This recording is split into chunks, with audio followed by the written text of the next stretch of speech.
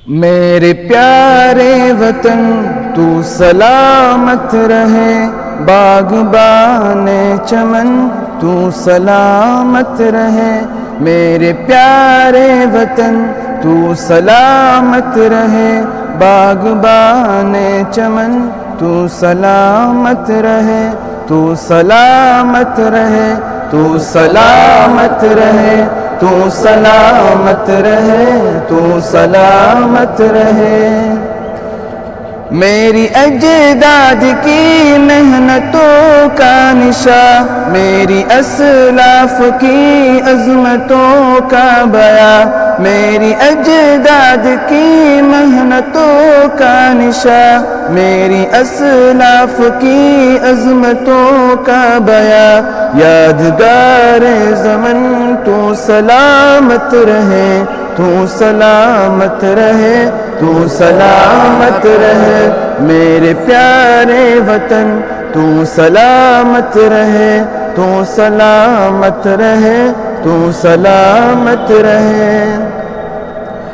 ए वतन तेरी खातिर है इज़्ज़त मिली, राहतें जा मिली और मोहब्बत मिली। ए वतन तेरी खातिर है इज़्ज़त मिली, राहतें जा मिली और मोहब्बत मिली।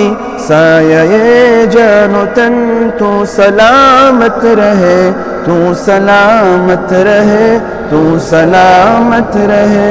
मेरे प्यारे वतन तू सलामत रहे, बागबाने चमन तू सलामत।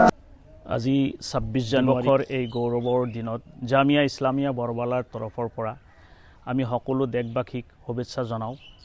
১৯৫০ চনৰ এই দিনটোতেই আমাৰ সংবিধান কাৰ্যকৰী হৈছিল, যিয়ে আমাক ন্যায়, স্বাধীনতা আৰু সমান অধিকাৰৰ পথ দেখুৱাইছে।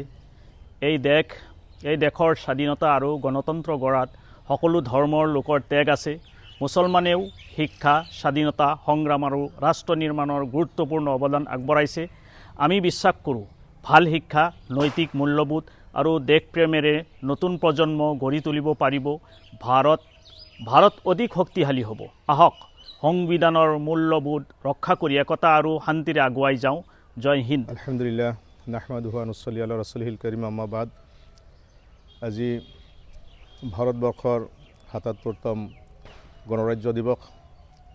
এই গণৰাজ্য দিৱসত আমি উৎফুল্লিত হৈছোঁ, আনন্দিত হৈছোঁ যে আমি ভাৰতৰ সংবিধানক সন্মান আৰু সুৰক্ষা জনোৱাৰ কাৰণে, সুৰক্ষা আৰু সংবিধানক সন্মান জনোৱাৰ কাৰণে আমি আমাৰ জাতীয় পতাকা, তিৰংগা জাতীয় পতাকা উত্তোলন কৰিছোঁ। আৰু আমাৰ বৰবালা জামিয়া ইছলামিয়া বৰবালা মাদ্ৰাছাৰ উদ্যোগত আমি আমাৰ ছাত্ৰসকলক লৈ, শিক্ষকসকলক লৈ আমাৰ ৭৭তম গণৰাজ্য দিৱসৰ জাতীয় পতাকা উত্তোলন কৰিছোঁ। মই এই মাদ্ৰাছাৰ সকলো সৰ্বাংগীন উন্নতি কামনা কৰিছোঁ আৰু আমাৰ ছাত্ৰসকলক যাতে দেশপ্ৰেম, ভাতৃত্ববোধ এইবিলাকৰ তৰবিয়ত আমাৰ বিভিন্ন জাতি জনগোষ্ঠীৰ সৈতে মিলিত হৈ ভাৰতীয় সংবিধানক সুৰক্ষা কৰিব পাৰোঁ, তাৰে শপত লৈছোঁ। আৰু আগন্তুক দিনত আমাৰ ভাৰতবৰ্ষ যাতে বিশ্ব দৰবাৰত এখন উন্নত হীৰ ভাৰতবৰ্ষ নামে পৰিচিত হয়, তাৰ কাৰণে আমি নিজকে আৰু আমাৰ ছাত্ৰসকলক উদ্যোগী কৰি তুলিম বুলি আমি আশা ৰাখিছোঁ। আৰু সকলোকে ধন্যবাদ জনাই, ভাৰতীয় জাতীয় পতাকা সন্মান জনাই, সংবিধানক সন্মান জনাই ভাৰতক উন্নত হীৰ এখন দেশ, এখন ৰাষ্ট্ৰ গঢ়ি তোলাৰ কাৰণে আমি শপত লৈছোঁ।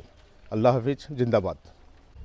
মাননীয় জামিয়া ইছলামিয়া বৰবালাৰ মহতমিম প্ৰমুখ্যে শিক্ষকবৃন্দ আৰু ছাত্ৰসকল, আজিৰ এই পবিত্ৰ মুহূৰ্তত মই সেইসকল নেতাক শ্ৰদ্ধাৰে সুঁৱৰিছোঁ যিসকল নেতাৰ আশাসুদীয়া প্ৰচেষ্টাৰে আজি ভাৰতবৰ্ষ ইংৰাজসকলৰ কৰাল গ্ৰাসৰ পৰা মুক্ত হৈ ভাৰতবৰ্ষই সাৰ্বভৌম গণতান্ত্ৰিক গণৰাজ্য হিচাপে স্বীকৃতি পাইছিল।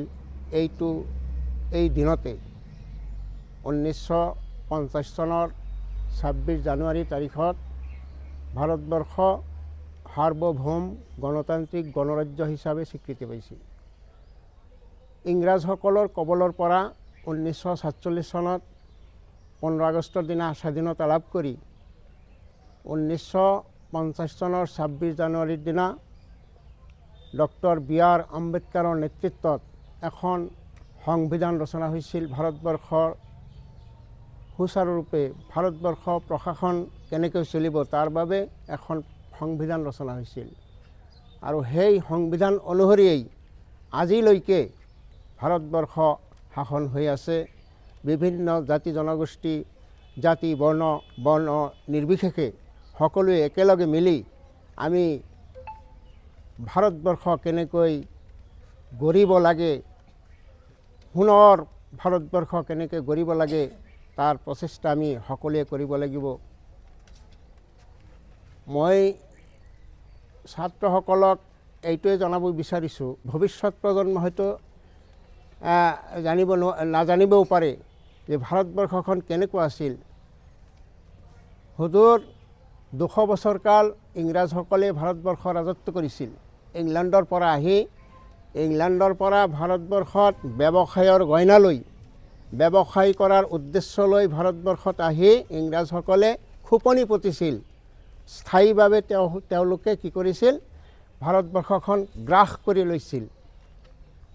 ভাৰতবৰ্ষৰ সৰু সৰু ৰাজ্য যিবিলাক এটা এটাকৈ জয় কৰি গোটেই ভাৰতবৰ্ষ ইংৰাজসকলে গ্ৰাস কৰি 200 বছৰ কাল ৰাজত্ব কৰিছিল।